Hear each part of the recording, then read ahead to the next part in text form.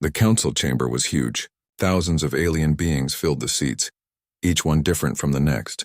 Some had scales, others had fur, and some looked like living crystals. The air buzzed with sounds from the translation machines that helped everyone understand each other.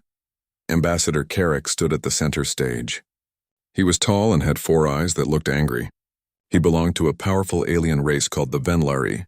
His voice was loud and mean when he spoke. "The humans want to join us," Carrick said. "But look at them. They just left their own planet. They still fight each other. They destroy their own home. Why should we let them join our council?" He looked around at all the aliens watching him. "I say we tell them no. We should keep them locked in their star system until they prove they are good enough for us." Helen Carter stood up from the human group. She was 55 years old with gray hair mixed with black. Her eyes looked tired but strong.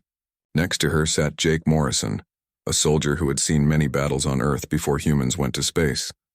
"Dear members of the council," Helen said calmly, "we come here wanting peace. We want to learn from you. We want to help. Yes, we had problems in our past, but we fixed them. We brought our whole world together just so we could come here and meet you."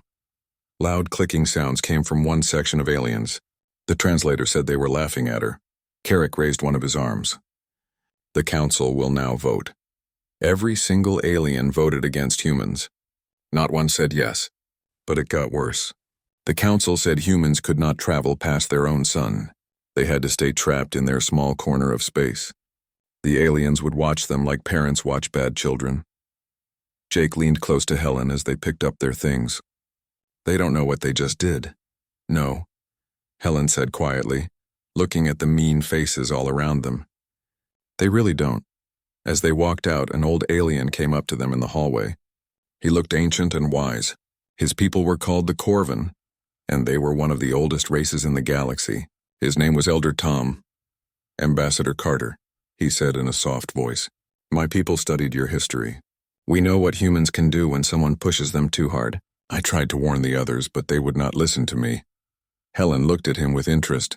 "What do you mean?" "Your people have a saying about sleeping giants, yes?" The old alien's eyes looked sad. "The council looks at you and sees only your wars. They think you are weak because you fight each other.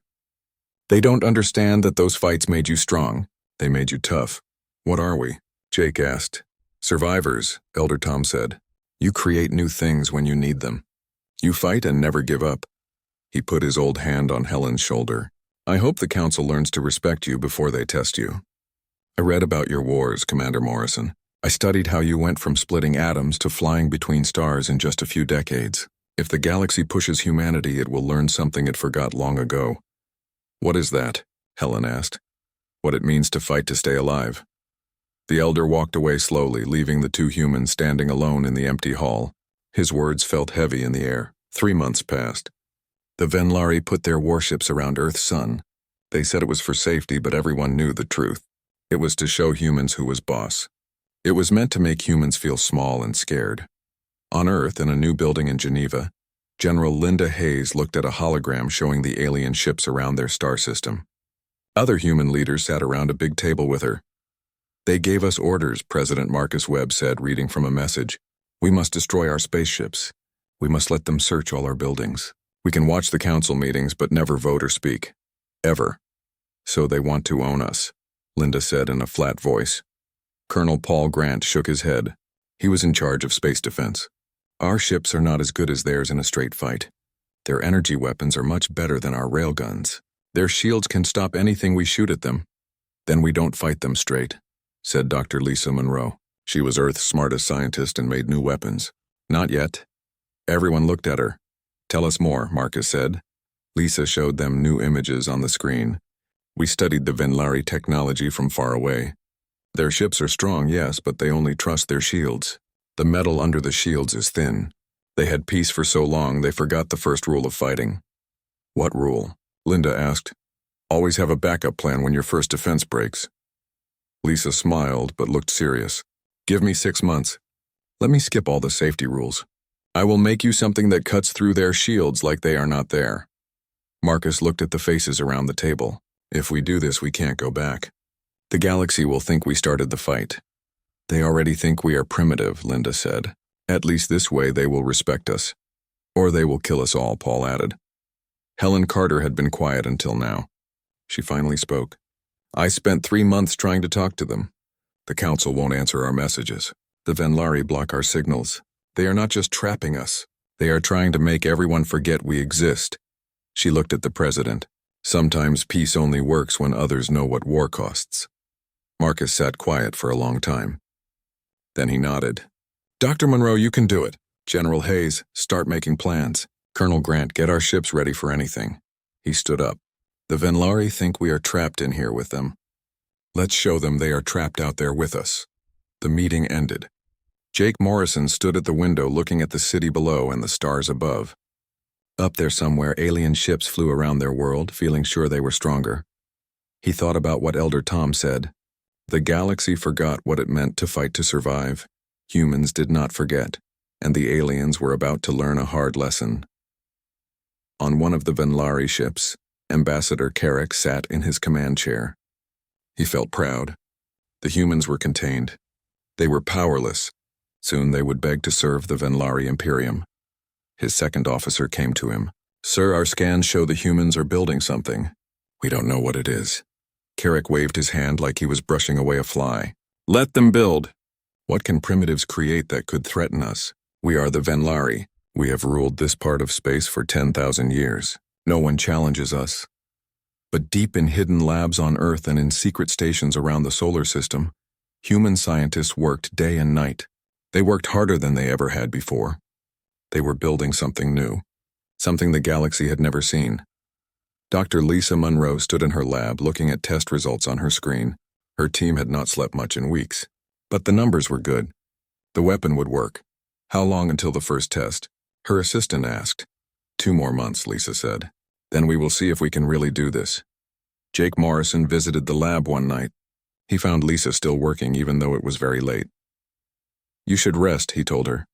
I will rest when Earth is safe, Lisa said without looking up. Every hour I sleep is an hour the Venlari have to prepare.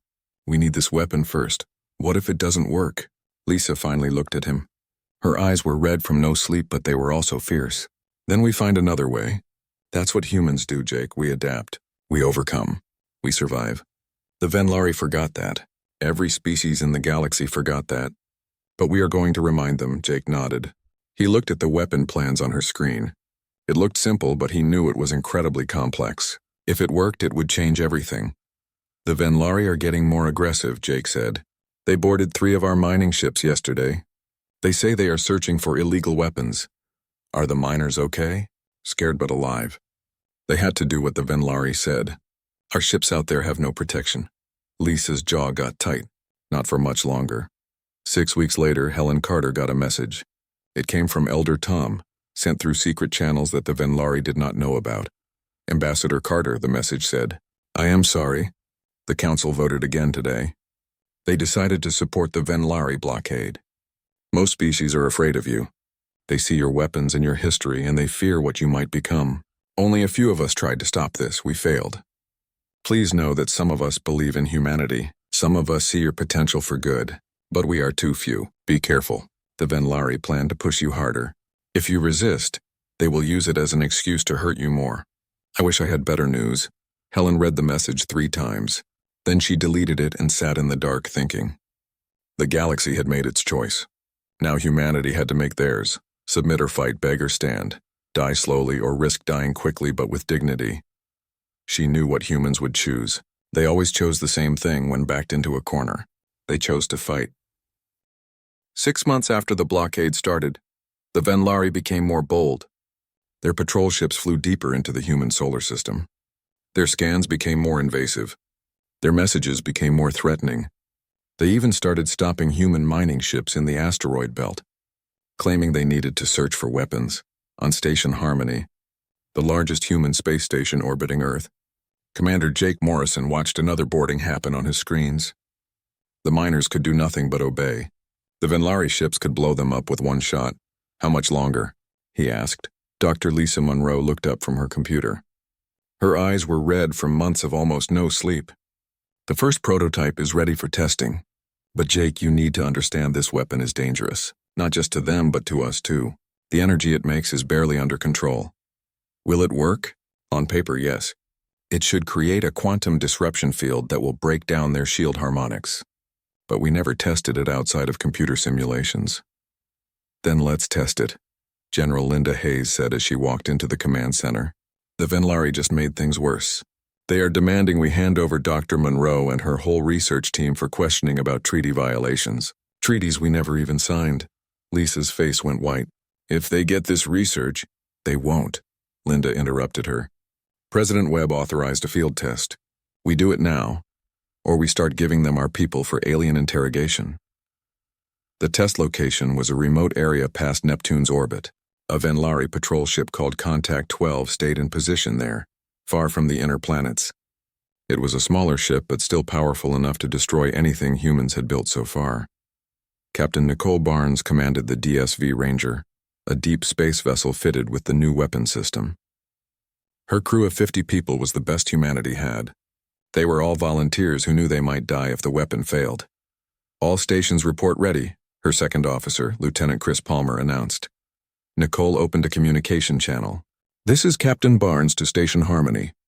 We are in position. Beginning approach to Contact 12.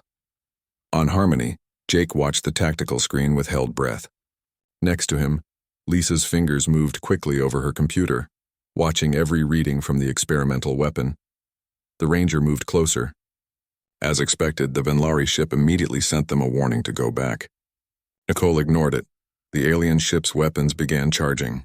They could see the bright glow along the hull. Fire, Nicole commanded. The new weapon discharged. It did not look like much. Just a ripple in space, a shimmer of strange radiation. But when it hit the Venlari shields, the effect was instant. The energy barrier flickered, wavered, and collapsed completely. For 5 full seconds, the alien ship sat exposed in space with no protection. Secondary weapons. Fire, Nicole ordered. The Ranger's regular railguns opened up. Metal slugs traveling at incredible speed slammed into the Venlari hull. Without shields, the alien ship tore apart like paper.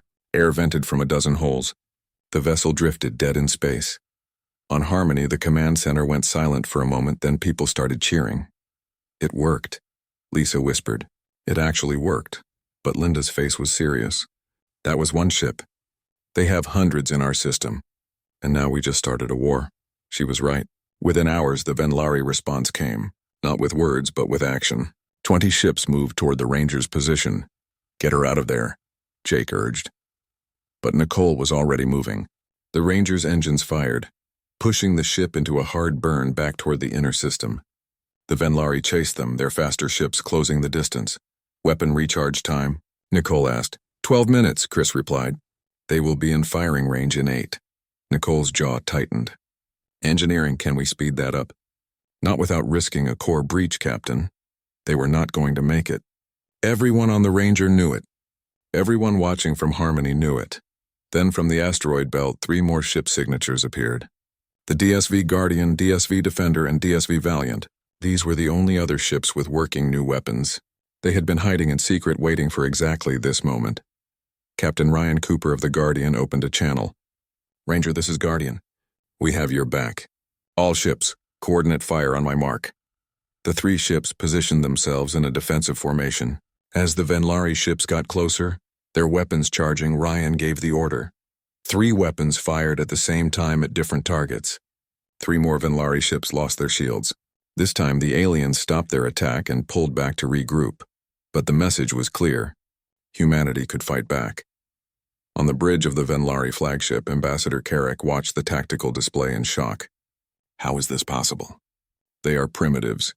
They should not have this technology. His tactical officer's voice shook. The weapon appears to use quantum disruption principles. It is crude, but it works. And sir, they are making more of these ships. Our intelligence shows at least 10 more being built. Carrick's 4 eyes narrowed. Then we destroy them now before they can finish them. Gather the fleet. We will teach these humans what happens when you strike at the Venlari Imperium. Back on Earth, President Marcus Webb spoke to the Global Assembly.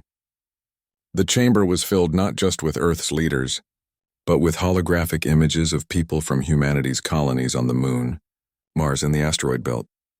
We did not want this fight, Marcus said, his voice strong and clear. We asked only to be recognized, to have the right to explore the stars as free people. Instead, they blockaded us, threatened us, and attacked us. Today, we defended ourselves. Tomorrow, we may have to defend ourselves again." He paused, looking at the faces before him. They showed fear, determination, anger, and hope. The Venlari think we are weak because we are young. They think we are primitive because we remember war. But our history, as bloody as it was, taught us something the peaceful species of this galaxy forgot. It taught us that freedom is not given. It must be earned. It must be fought for. It must be protected. Helen Carter, standing next to him, added, "We still want peace. We still hope for dialogue. But we will never again beg for the basic rights that should belong to all thinking beings. If the galaxy wants to treat us like children, they will learn that even children fight back when cornered." 3 days later, the Venlari fleet of 200 ships took up position near Earth's orbit. Their commander, Admiral Vesk, sent a simple message: "Surrender your weapons, submit to occupation, or face extinction." In Geneva, Linda Hayes looked at her officers. "Ready?" They nodded. "Then let's show them what happens when you corner a human." The battle for Earth was about to begin. The Venlari moved their ships into attack formation. It was a pattern they had used 1,000 times before to crush rebellions. 200 ships arranged in a sphere, with enough firepower to crack a planet. They moved slowly, trying to make humans afraid. On the ground and in orbit, humanity prepared for what might be their final battle. "All ships report ready," Colonel Paul Grant announced from the orbital defense platform called Haven. Around Earth, a network of defensive stations had weapons ready: regular missiles, railguns, laser arrays, and now the new quantum disruptors. General Linda Hayes stood in the command center, surrounded by holographic screens showing every human military asset. It was not much compared to the huge alien fleet, but it was everything humans had built in 6 desperate months. "Remember the plan," Linda said calmly, her voice broadcast to every human soldier and ship. "We don't try to match them ship for ship. We can't, but we can make them pay for every meter they take." The Venlari fleet entered weapons range. Their forward ships began charging their main weapons, huge energy cannons that could destroy a city with one shot. "All stations," Linda commanded. "Execute Broken Arrow." It was a plan based on Earth's bloodiest wars improved over centuries. The defense platforms fired first, but not at the ships. They fired at minefields positioned earlier. Thousands of explosive charges went off at once, filling space with debris and interference. The Venlari shields handled it easily, but that was not the point. The point was to break their perfect formation, to force them to adjust their positions. As they did, 20 human ships came out from behind the moon, where they had been hiding. Each had the new weapon. Each fired at the now scattered alien formation. 20 Venlari ships lost their shields at the same time. "All railgun batteries fire," Paul ordered. The orbital platforms fired everything they had. Without shields, the Venlari ships were vulnerable. Not helpless, their armor still worked, but vulnerable. 7 ships took serious damage. 3 began falling toward Earth, turning into shooting stars over the Pacific Ocean. But the Venlari were far from beaten. Their fleet adapted quickly, ships moving to cover each other. Their return fire was devastating. The defensive platform Delhi took a direct hit and exploded. The DSV Warrior lasted 10 seconds before being torn apart. "New weapons recharging," came the report. 8 minutes. "We don't have 8 minutes, Jake Morrison said, watching as more Venlari ships pushed forward. "They are going to break through." Lisa Monroe was working fast at her station. "I might be able to link the remaining reactors. Give us one massive discharge instead of 20 individual shots." "What is the cost?" Linda asked. "Every ship that fires will lose power for 30 minutes. No engines, no weapons, no life support. They will be helpless in..." The victory came at a terrible cost. 12 orbital platforms were destroyed. 20 human ships floated dead in space. Over 3,000 soldiers and crew members were killed. And the Venlari, though badly hurt, still had more ships than humanity could count. Admiral Vesk stared at his tactical screen in shock. In 10,000 years of Venlari military history, they had never lost so many ships in one battle. His communications officer looked at him with wide eyes. "What are your orders, Admiral?" Vesk was quiet for a long moment. Then he said, "Withdraw. Pull back beyond their outer planet. We need to regroup and report this to the Imperium." "Sir, we still have more ships than them. If we press the attack, press against an enemy that just destroyed a quarter of our fleet?" Vesk's voice was harsh. "An enemy that fights with coordination we have never seen? That uses weapons we don't understand? No, we withdraw. Let the Council deal with this. On Earth, tired crews celebrated quietly. They had won the battle, but everyone knew the war was not over. The Venlari Imperium had thousands of ships. Earth had faced one fleet and barely survived. President Marcus Webb appeared on every screen across Earth and the colonies. His face looked older, worn by the stress. Today we faced extinction and survived. We proved that humanity will not go quietly into the dark. But let me be clear. This was not a victory. This was a warning. The Venlari will return with more ships, more weapons, more determination. He paused. We have perhaps weeks, maybe months before they come back. We must use that time. Every nation, every colony, every human must help with our defense. We need more ships, more weapons, more innovation, because next time they won't make the mistake of thinking we are weak. In the ruins of the defensive platform Haven, rescue crews pulled Paul Grant from the wreckage.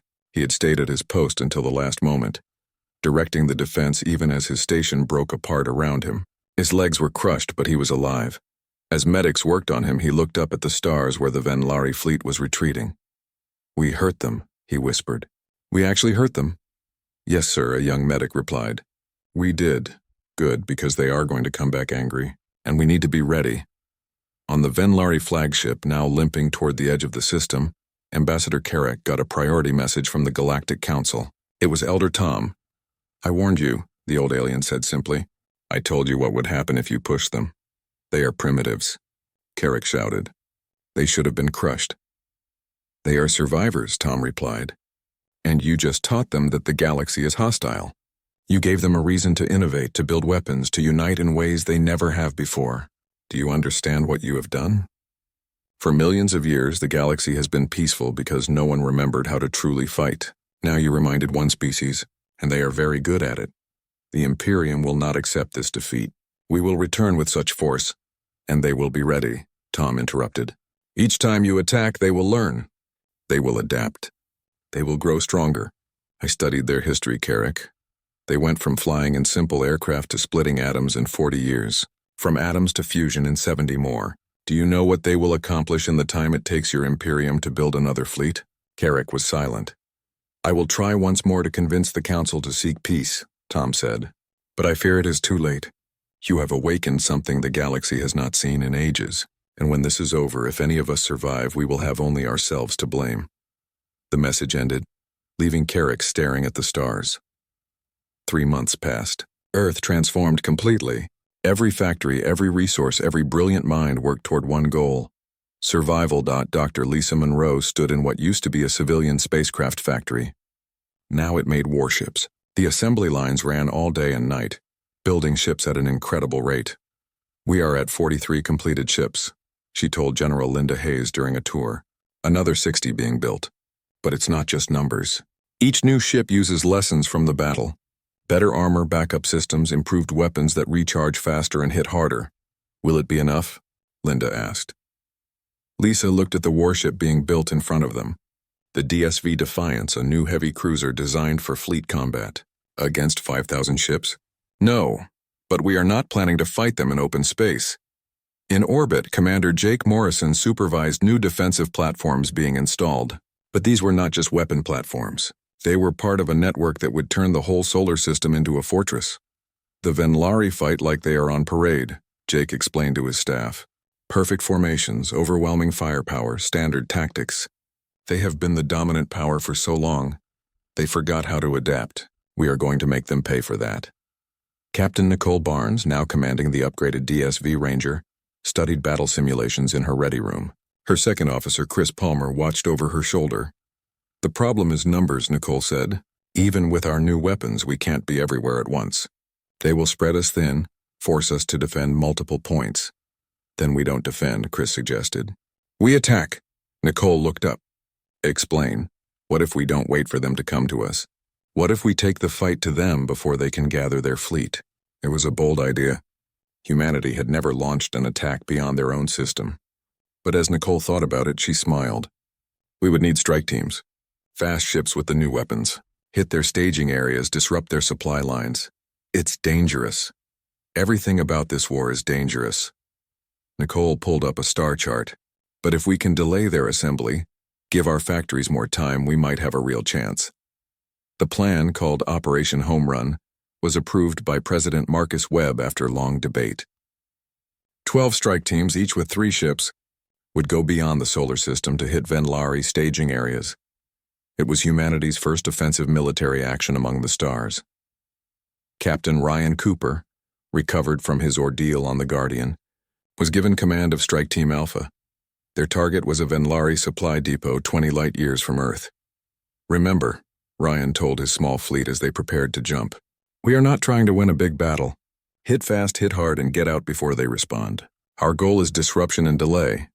The jump to faster-than-light travel took them 3 days. Human FTL technology was still basic compared to the Venlari. When they arrived at the target system, they found exactly what intelligence predicted: a massive supply station protected by only 6 warships. The Venlari had grown careless. They never needed to defend their supply lines before. That mistake cost them dearly. Strike Team Alpha's 3 ships dropped out of FTL with weapons already charging. The new disruptors fired before the Venlari could even raise shields. Without protection, the supply station's storage tanks filled with fuel made perfect targets. The explosion was visible from the outer planets. All across Venlari space, similar attacks happened. Human strike teams appeared like ghosts, struck at undefended targets, and vanished before response forces arrived. It was not enough to stop the Venlari war machine, but it slowed them down, forced them to send ships on patrol duty, made them question their own security, and it bought Earth precious time. Ambassador Carrick watched the reports come in with growing rage. "How are they doing this? How do these primitives know where our facilities are?" His intelligence officer, a younger Venlari named Tesh, showed him data. "Sir, I believe they are reading our communications. Their code-breaking abilities are exceptional. Impossible. Our encryption has never been broken. With respect, our encryption was designed to stop other council species from reading our messages. Species that think like us. The humans think differently. They use mathematical approaches we never considered." Carrick was silent. Everything about these humans went against expectations. They were supposed to be primitive, weak, easy to dominate. Instead, they proved to be smart, innovative, and far more dangerous than any species the Venlari had fought in thousands of years. "Double the guards on all facilities," he finally ordered, "and speed up the fleet assembly. I want every ship ready to jump to their system within 2 months. We end this no matter what it costs." Back on Earth, President Marcus Webb met with his inner circle in a secure bunker deep underground. "The raids are working," Linda Hayes reported. "We destroyed or damaged enough supply infrastructure to delay their main fleet by at least 6 weeks. But they are adapting. Our last 3 strike teams barely escaped." "And our own readiness?" Marcus asked. 112 ships combat ready," said Colonel Paul Grant, who had returned to duty despite still recovering. "Another 70 almost finished. We are also completing the final phase of the system defense network. When they come, we will be ready to give them a fight they will never forget." Helen Carter spoke up. "I have been in contact with Elder Tom through secret channels. He says some species in the Council are questioning the Venlari actions. Not enough to stop the war, but enough to plant seeds of doubt." "Good," Marcus said, "because when this is over, we will need allies. We cannot fight the entire galaxy. What if we cannot win?" asked Vice President Laura Bennett, saying what everyone feared. "What if even with all our preparations they overwhelm us?" Marcus met her eyes. The Galactic Council met in emergency session. The chamber, usually calm and orderly, crackled with tension. Ambassador Carrick stood at the central podium, but this time he was not in charge. He was being questioned. "Explain," Council Speaker Vorn demanded, his crystal body glowing with authority. "How did a single system of primitives destroy or disable nearly 100 ships of the Venlari Imperial Fleet?" Carrick's 4 eyes swept the chamber. He saw no sympathy, only calculation. The other species wondered if they too might be vulnerable to these humans. "The humans possess a weapon that disrupts shield harmonics," Carrick explained. "We are developing countermeasures, but their technology evolves at an unprecedented rate. In the 3 months since our withdrawal, their sensor readings show they constructed 40 new vessels and upgraded their defenses significantly. This is your fault," hissed Ambassador Shen of the Zethian Collective. "You provoked them. You cornered them. Now they are militarizing rapidly, and the entire galaxy may pay the price for your arrogance." Elder Tom rose slowly. I propose we end the blockade and open diplomatic channels with humanity. Offer them the council membership they originally requested. Show them we can be partners, not enemies. Give in to primitives? Carrick scoffed. Never. The Imperium is assembling a grand fleet. 5,000 ships. We will not merely contain them this time. We will occupy their world, dismantle their military, and place them under direct supervision until they learn their place. Then you will doom us all, Tom replied sadly. The council voted. It was close, but fear won over wisdom. The blockade would continue. The Venlari could assemble their fleet, and humanity would be given one final chance to surrender. On Earth, every resource worked toward survival. Dr. Lisa Monroe stood in a former civilian factory now producing warships. Assembly lines ran day and night. We are at 43 completed vessels, she told General Linda Hayes, another 60 under construction. But it's not just quantity.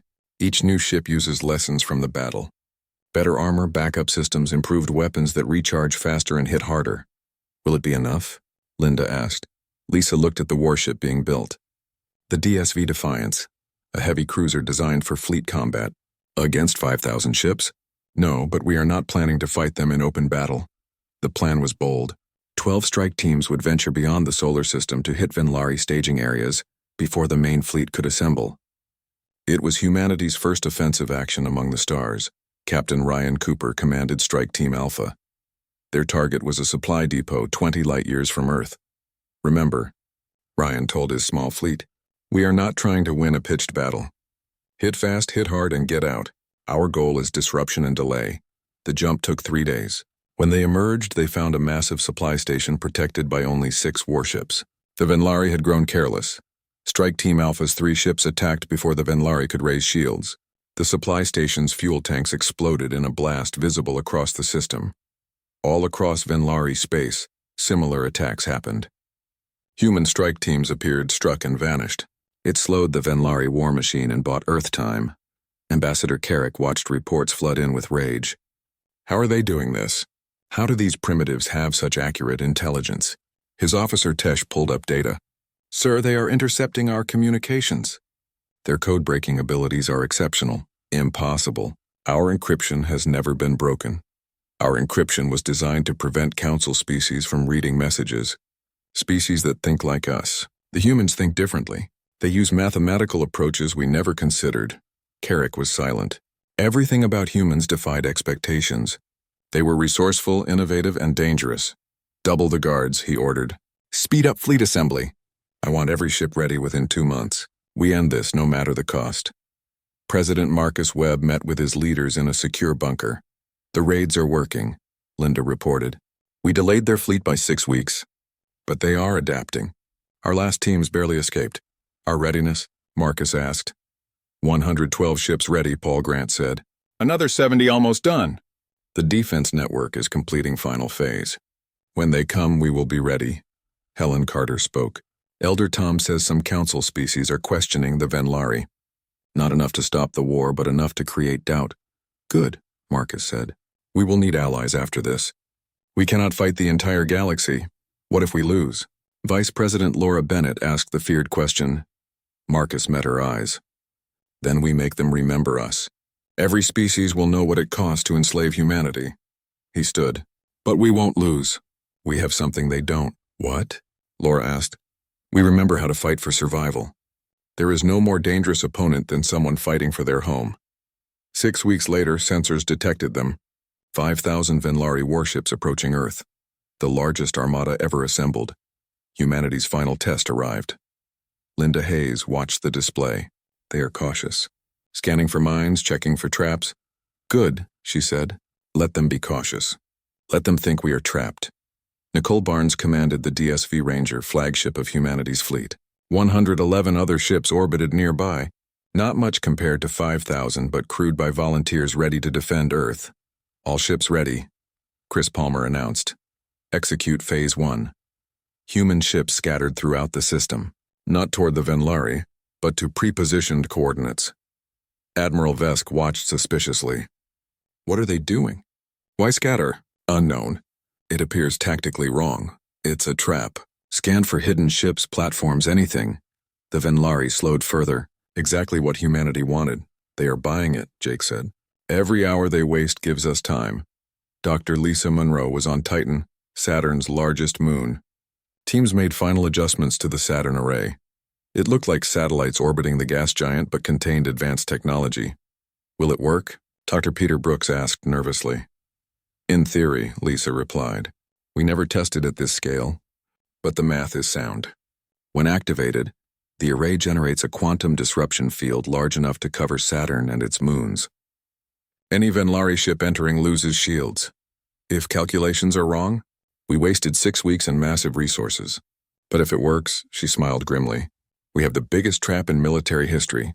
Carrick transmitted a final ultimatum.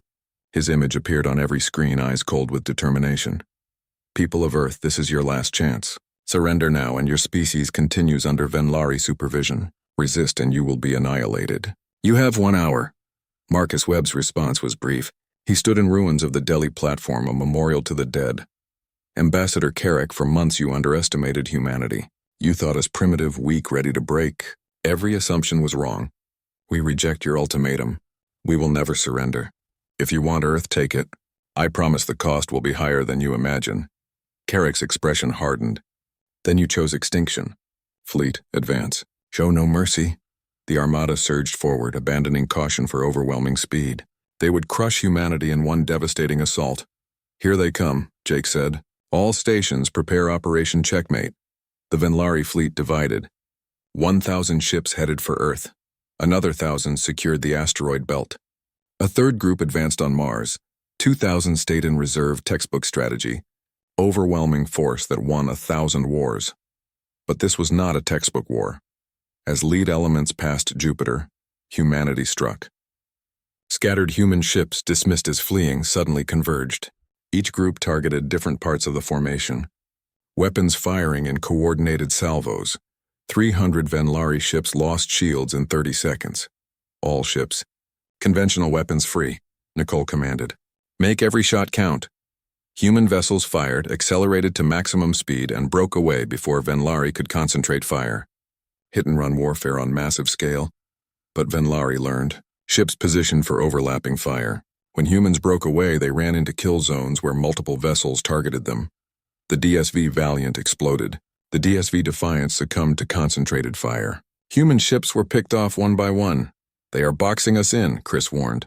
If we stay in open space, they overwhelm us. Then we don't stay, Nicole replied. All ships fall back to Saturn. Execute Phase 2. Surviving vessels, now 87, burned toward Saturn. Venlari pursued. Nearly 2,000 enemy ships followed, determined to finish them. They took the bait, Linda said. Lisa, ready? On Titan, Lisa watched instruments. Array at 98%. Need 2 minutes. You have one, Jake said. After that, our ships are in engagement range. Nicole counted seconds. Venlari closed fast, weapons charging. In 30 seconds, they would annihilate the human fleet. Lisa, now would be good, Nicole transmitted. Activating array. Everyone hold on. Satellites around Saturn pulsed with energy. For a moment, nothing happened. Then space rippled. Exotic radiation expanded from each satellite, forming a sphere covering Saturn, rings, and moons, and every Venlari ship inside. 1,800 Venlari warships lost shields simultaneously. All ships, Nicole commanded fiercely. Weapons free. Fire everything. Human ships fleeing moments before turned and unleashed everything. Railguns, missiles, lasers focused on vulnerable enemies. But the real surprise came from Saturn's rings. Hundreds of weapons platforms hidden and camouflaged for months. 3 weeks after the battle at Saturn, a new ship arrived at the edge of the solar system. It broadcast on all frequencies in all known languages, including English. This is Elder Tom of the Corvin Unity, speaking on behalf of the Galactic Council. We request permission to enter your system for diplomatic purposes. President Marcus Webb, General Linda Hayes, and Ambassador Helen Carter met the elderly alien on Station Harmony. He looked even older than before, the weight of recent events clearly heavy on him. You were right, Helen said quietly. You warned them, and they did not listen, Tom replied. As I feared. But perhaps some good can come from this tragedy. The Council voted unanimously this morning. Humanity is invited to join the Galactic Council as a full member, with all rights and privileges. The blockade is lifted, your exploration rights are recognized, and reparations will be paid for the lives lost. And the Venlari? Marcus asked. Ambassador Carrick has been removed and faces trial. The Venlari Imperium itself is undergoing significant political upheaval. It may be some time before they regain their former influence, dear. He paused. But you should know not all species are happy about your membership. Many fear you. Some resent you. You have upset the galactic order that existed for millions of years. We did not ask for this war, Linda said. No, Tom agreed. But you won it nonetheless, and in doing so you changed everything. The galaxy thought it moved beyond conflict, beyond the need for military strength. You reminded us all that peace is only maintained by the will to defend it. He straightened, his expression formal. President Webb, on behalf of the Galactic Council, I welcome humanity to the greater community of thinking species. May your wisdom prove as great as your courage.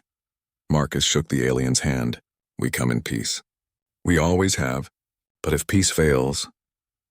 He looked out at the stars, where wreckage of the Venlari fleet still orbited Saturn like a monument. If peace fails, the galaxy now knows we will defend ourselves. Months later, the first human delegation arrived at the Galactic Council chambers. Ambassador Helen Carter led the group with Commander Jake Morrison as her military liaison, and Dr. Lisa Monroe as science advisor. As they entered, the assembled species fell silent. Some looked at them with respect, others with fear, a few with barely concealed hostility. Helen took her place at the podium, looking out at thousands of alien faces. She thought of all humanity had endured to reach this moment. The blockade, the battles, the sacrifices, the 3,000 dead who made this day possible. Honored delegates, she began. We stand before you not as conquerors, but as a people who learned a hard truth. That the universe does not owe us peace. That freedom must be defended. That respect must be earned. She paused, letting her words sink in. We did not seek conflict with the Venlari. We asked only for recognition, for the right to explore the stars as free beings. When that was denied, when we were blockaded and threatened with extinction, we did what any species would do. We fought back.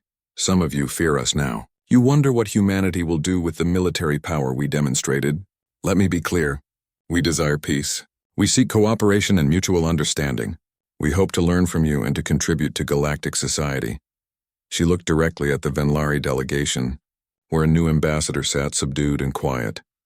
But we will never again be dismissed as primitives. We will never again accept being treated as lesser beings. We proved we belong among the stars, and if threatened, we will prove it again. A murmur ran through the chamber. However, Helen continued, her tone softening, we also know we have much to learn. Our technology is young. Our understanding of the galaxy is limited. We hope to grow, to mature as a species, and to do so in partnership with you all. Elder Tom stood. The Council recognizes humanity's right to defend itself and its sovereignty. But we also hope humanity will balance its warrior spirit with wisdom as it grows into its role in galactic affairs. We will try, Helen said, but you should all understand something about humanity. We are a young species, yes. We have been fractious and warlike, but we have also been dreamers and builders. We climbed from caves to the stars in 10,000 years. We unified our world and reached beyond it. She smiled. You warned the galaxy not to provoke us. And you were right. But let me give you another warning. Do not bet against humanity, because every time someone told us something was impossible, we made it our mission to prove them wrong. We are here, we are free, and we are ready to take our place among the stars. The chamber was silent for a long moment. Then slowly Elder Tom began to clap. Others joined in, not all, but enough.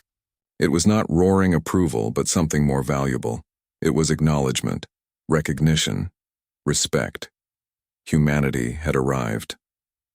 Later, as the diplomatic reception wound down, Jake Morrison stood at an observation window. Looking out at alien ships docked at the council station, Helen joined him, 2 glasses of something vaguely alcoholic in her hands. Think they will ever fully trust us? Jake asked. Some will, some won't. Helen took a sip and grimaced. This is terrible, by the way. But to answer your question, I don't think full trust matters. What matters is they respect us, that they know the cost of threatening us. We paid a high price for that respect, yes. We did.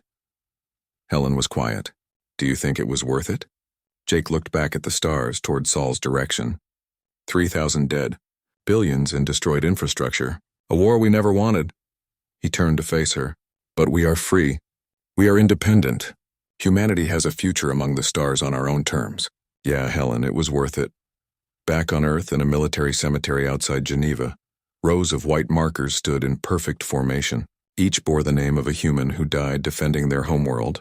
At the center stood a monument, black stone engraved with words that became humanity's remembrance for the war. They warned the galaxy not to provoke humanity, but no one listened until it was too late. These heroes made sure the galaxy learned. May their sacrifice ensure humanity's freedom forever. Captain Nicole Barnes stood at the memorial, looking at the name of her friend Ryan Cooper, who led the first strike team and never returned from his final mission. "We won, Ryan," she said softly. "We actually won. You should have been here to see it."